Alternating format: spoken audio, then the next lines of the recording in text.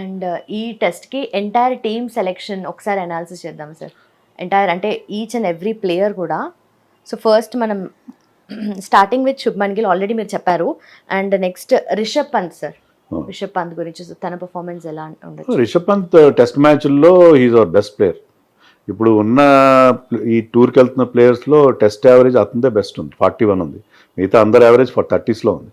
So Rishabh Pant test మ్యాచ్ల విషయంలో అతని వైట్ బాల్ క్రికెట్లో అంటే వన్ డేస్ కానీ T20s కానీ అందరికి అనుమానాలు ఉంటాయి, కానీ టెస్ట్ మ్యాచ్లో is one of our best players, దాంట్లో ఎలాంటి సందేహం లేదు. సో అతను చాలా కీ మెంబర్. ఇటీవల ఇంగ్లాండ్లో కూడా గతంలో రన్స్ చేశాడు, సెంచరీలు చేశాడు. సో ఇంగ్లాండ్లో బాగా ఆడిన అనుభవం, ఇంగ్లాండ్లో ఆడిన అనుభవంలో బాగా ఆడిన అనుభవం రెండు ఉన్నాయి అతను. So he will be a key player for India. Yashasvi Jaiswal అదే నేను ఇందాక చెప్పినట్టుగా మిగతా వాళ్ళు ఎవరు, కానీ జైస్వాల్కి ఆడిన తక్కువ టెస్ట్లే, 13-14 టెస్ట్లు ఆడాడు, అతను 50 యావరేజ్ ఉంది. So he has scored runs in Australia, ఎక్కడికి వెళ్ళినా రన్స్ చేశాడు. సౌత్ ఆఫ్రికా తప్ప అన్ని చోట్ల రన్స్ చేశాడు. సో జైస్వాల్ చాలా కీలకమైన మెంబర్ మనకి. అతను మనకి మంచి స్టార్ట్ అందిస్తే, అతను స్టార్ట్ కూడా ఎలా ఇస్తాడు, చాలా ఎక్స్ప్లోజివ్గా ఇస్తాడు, చాలా అగ్రెసివ్గా ఆడతాడు. అతను చాలా కీ మెంబర్ అవుతాడు మన team.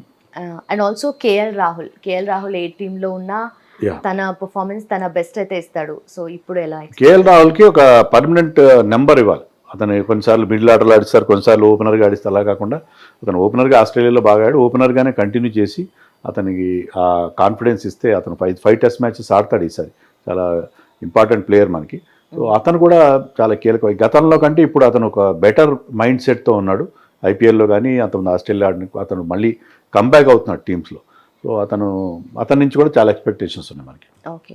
And Sai Sudarshan is a very good talent. అతను ఫస్ట్ క్లాస్ రికార్డ్ పెద్ద గొప్పగా ఏం లేదు, కానీ అతను technically very sound player, left hander. So అతను నెంబర్ 3లో ఆడితే ఏంటంటే మనకి ఆ లెఫ్ట్ రైట్ కాంబినేషన్ వస్తుంది. అతను డెఫినెట్గా క్లిక్ అవుతాడు, ఎందుకంటే ఇంగ్లాండ్ కౌంటీలో కూడా ఆడి ఒక 6-7 సెంచరీలు చేసిన ఎక్స్పీరియన్స్ ఉంది అతను. సో అక్కడ కండిషన్స్ బాగా తెలుసు కాబట్టి అతని మీద చాలా హై ఎక్స్పెక్టేషన్స్ ఉన్నాయి మనకి. ఓకే. అండ్ రవీంద్ర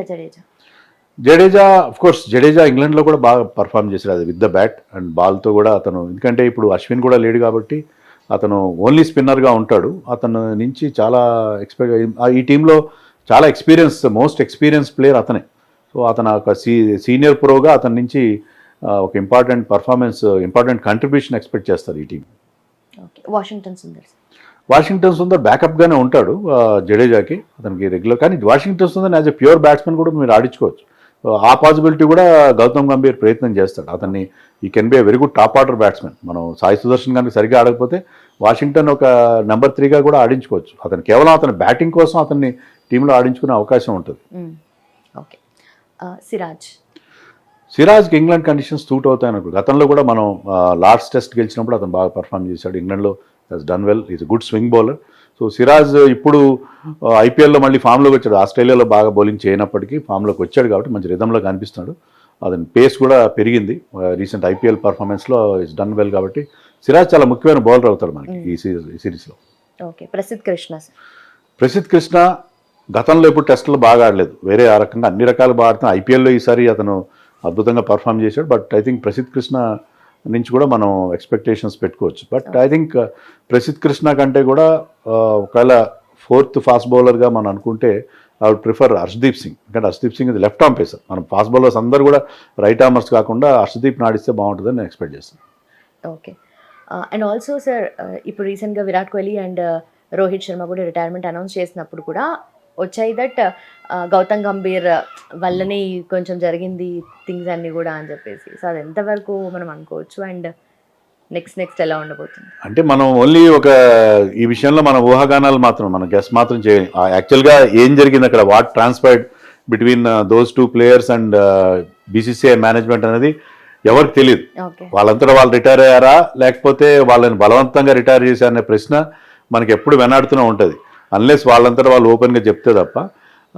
బట్ ఏదో జరిగిందో అన్న ఫీలింగ్ అయితే ఉంది ఫ్యాన్స్లో, ఆ బిట్టర్నెస్ అయితే ఉంది. గౌతమ్ గంభీర్ని ఒక విలన్గా చూస్తున్నారు. గౌతమ్ గంభీర్ వల్లనే శుభ్మన్ గిల్ని క్యాప్టెన్ చేశారు. గౌతమ్ గంభీర్ వల్లనే శ్రేయస్ అయ్యర్ లాంటి ప్లేయర్ కూడా. శ్రేయస్ అయ్యర్ ఐపీఎల్లో చాలా బాగా ఆడతాడు, ఇందాక కూడా మనం అనుకున్నాం మంచి క్యాప్టెన్సీ చేస్తున్నాను. అతని టీంలో తీసుకోపోవడానికి కూడా గౌతమ్ గంభీర్కి అతను పడదు కాబట్టి సో గంభీర్ని ఒక విలన్గా చూస్తున్నారు ఇప్పుడు.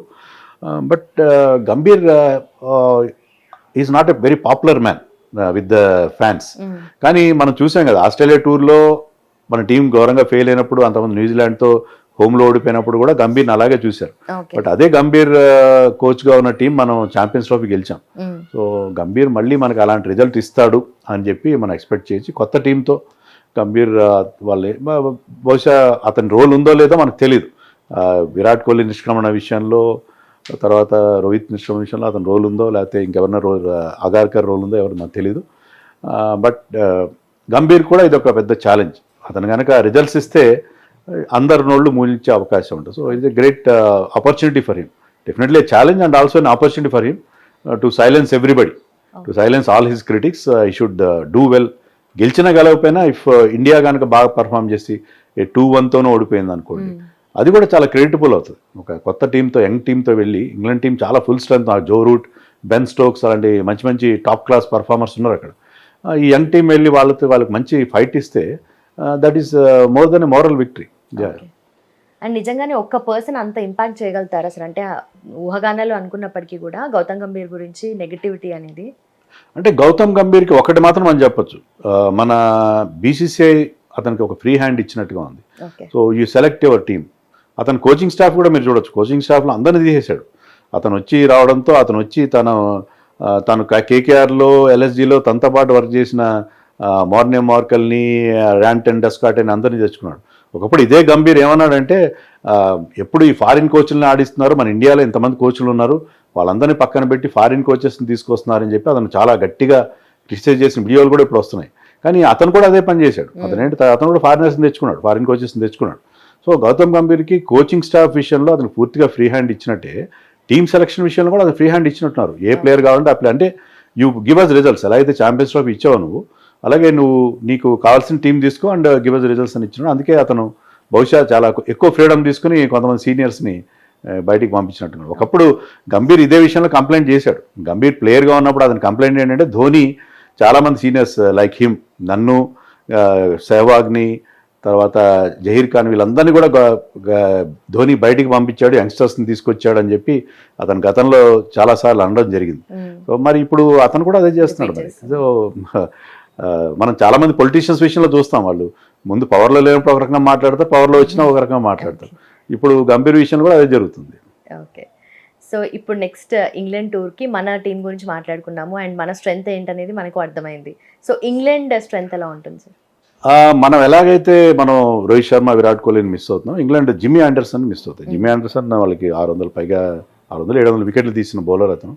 సో అంత జైగాంటిక్ పర్సనాలిటీ అతన్ని మిస్ అవుతారు. వాళ్ళ బౌలింగ్ అటాక్ కొంచెం ఇన్ఎక్స్పీరియన్స్ ఉంది డెఫినెట్గా, ఎక్స్పీరియన్స్ అయితే కనపట్లేదు బౌలింగ్లో. కానీ బ్యాటింగ్లో మనం చెప్పుకున్నట్టుగా జో రూట్ ఉన్నాడు. జో రూట్ చాలా అద్భుతమైన ఫామ్లో ఉన్నాడు. బెన్ స్టోక్స్, అతను హీ కెన్ క్రియేట్ వండర్స్ బ్యాట్తో కానీ బాల్తో కానీ. Extremely good all-rounder, world class all-rounder వాళ్ళ కెప్టెన్. అలాగే వాళ్ళకి బెన్ డెకెట్ ఇండియా మీద ఎప్పుడు బాగా బ్యాటింగ్ చేస్తాడు, బెన్ డెకెట్ కానీ జాక్ క్రాలీ కానీ. వాళ్ళకి మెయిన్గా ఏంటంటే వాళ్ళ కండిషన్స్ వాళ్ళకి సూట్ అవుతాయి. సో ఆ కండిషన్స్లో వాళ్ళు డెఫినెట్గా బెటర్గా పర్ఫామ్ చేసే అవకాశం ఉంది. అండ్ కొత్తగా వాళ్ళ స్పిన్నర్ షోయబ్ బషీర్ కూడా మన జింబాబ్వేతో జరిగిన టెస్ట్ మ్యాచ్లో ఈ గాట్ 9 వికెట్స్. సో వాళ్ళకి మన వాళ్ళు ఇటీవల కాలం స్పిన్ సరిగ్గా ఆడట్లేదు. కాబట్టి మన ఇంగ్లాండ్లో కేవలం వాళ్ళ పేస్ బౌలర్స్తో పాటు స్పిన్నర్స్ నుంచి కూడా థ్రెట్ ఉంటుంది. అది కూడా మనం దృష్టిలో పెట్టుకోవాలి. ఓకే. సో ఫైనలీ మనం ఫుల్ ఫ్లెడ్జ్డ్గా రెడీగా ఉన్నాం ఇంగ్లాండ్ టూర్కి. And also coming to IPL sir, so next సీజన్కి ఏ ప్లేయర్స్ లిస్ట్ ఉంది నా దగ్గర. సో ఆల్మోస్ట్ లైక్ ఎక్కువ ఎక్స్పెక్ట్ చేసిన పూర్ పర్ఫార్మెన్స్ ఇచ్చిన ప్లేయర్స్ అనమాట. సో వాళ్ళు నెక్స్ట్ సీజన్కి రీటైన్ చేసుకుంటారా, లేదంటే రిలీజ్ చేస్తారా వాళ్ళ ఫ్రాంచైజెస్ అని చెప్పి. First Venkatesh Iyer, release or retain? Venkatesh అయ్యర్ని 23 crores వాళ్ళు అతన్ని రిలీజ్ చేస్తే వాళ్ళు 23 వాళ్ళు రిలీజ్ చేసి I think they will try to buy him back. Release చేస్తారు. రిలీజ్ చేస్తారంటే వాళ్ళకి చాలా అమౌంట్, 23 కోట్లు వాళ్ళ చేతిలోకి వస్తుంది. సో వాళ్ళు అతన్ని అయితే వదులుకోరు. లాస్ట్ టైం కూడా అదే చేశారు. వాళ్ళు రిలీజ్ చేసి రిటైన్ చేసుకోకుండా రిలీజ్ చేసి మళ్ళీ బైబ్యాక్ చేశారు. సో ఒక తక్కువ అమౌంట్కి వాళ్ళు మళ్ళీ బైబ్యాక్ చేస్తారు. అంటే పూర్తిగా వదిలేస్తారని అనుకోను నేను. ఓకే. రిషబ్ పంత్ విషయంలో కూడా అదే జరగచ్చు. రిషబ్ పంత్ విషయంలో కూడా అతను మళ్ళీ ఆక్షన్లో పెట్టి మళ్ళీ బైబ్యాక్ చేసే ప్రయత్నం చేస్తారు. లేకపోతే బట్ నేను అనుకోవడం వాళ్ళు అతన్ని రిటైన్ చేసుకుంటారు. ఎందుకంటే క్యాప్టెన్ని మీరు వదిలేస్తే it gives wrong signals. So కష్టమైన భారమైనా సరే అతన్ని రిటైన్ చేసుకుంటారని అనుకుంటున్నాను. Okay. Rahul Tripathi will be released without any doubt. Deepak Hooda same. Okay. Ravichandran Ravichandran Ashwin కూడా ఐ థింక్ ఈ ఐపీఎల్ ఇప్పుడున్న దీనికి అతను సూట్ కావట్లేదు. అతను కూడా రిలీజ్ చేస్తారని అనుకుంటున్నాను. Okay. Vijay Shankar, course definitely release. Karun Nair. Karun నాయర్ని రిటైన్ చేస్తారు. ఓకే.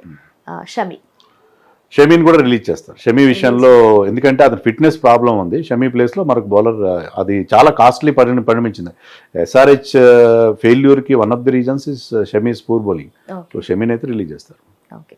మార్కస్ స్టోయినిస్ రిటైన్ చేస్తారు. ఎందుకంటే ఇలాంటి ఆల్రౌండర్స్ ప్రతి మ్యాచ్ కాకపోయినా ఆడిన రోజున చాలా బ్రహ్మాండంగా ఆడతారు కాబట్టి ఐ థింక్ శార్దుల్ ఠాకూర్ని రిటైన్ చేస్తారు. శార్దుల్ ఠాకూర్ పెద్ద అమౌంట్ ఏం తీసుకోలేదు కాబట్టి because he came very cheap. So అతను రిటైన్ చేస్తారు. Kuldeep Yadav no doubt about it. Kuldeep Yadav is India best spinner. ఈ సీజన్లో లాస్ట్లో కొన్ని మ్యాచ్లు బాగా ఆడిపోయి Kuldeep Yadav will be retain without any doubt. Okay. Phil Salt no doubt. Phil Salt is a star. Retain. Okay. So finally ఇప్పుడు next coming up matches sir, ఎవరు గెలిచే అవకాశాలు ఉన్నాయనేది జస్ట్ మీరు ఎవాల్యుయేషన్ క్యాల్కులేషన్తో చెప్పారు. బట్ మీకేమనిపిస్తుంది ఫైనలీ ఎవరు కప్పు కొడతారని చెప్పి? అంటే మీరు బౌలింగ్ బ్యాటింగ్ అన్నీ చూసుకుంటే ఎక్కువ లోపాలు లేని టీమ్స్గా నాకు ముంబై అండ్ ఆర్సీబీ కనిపిస్తున్నాయి. అటు బౌలింగ్లో బాగున్నారు, బ్యాటింగ్లో బాగున్నారు. మిడిల్ ఆర్డర్లో కూడా వాళ్ళకి ఆ స్ట్రెంగ్త్ ఉంది, ఫినిషర్స్ ఉన్నారు. మీకు గుజరాత్ తీసుకుంటే వాళ్ళు టాప్ హెవీ ఉన్నారు, టాప్ బ్యాటర్ మీద డిపెండ్ అవుతారు. ఈవెన్ పంజాబ్ కూడా వాళ్ళ టాప్ 3 వాళ్ళ ఓపెనర్స్ అండ్ శ్రేయస్ అయ్యర్ మీద ఎక్కువ డిపెండ్ అవుతారు.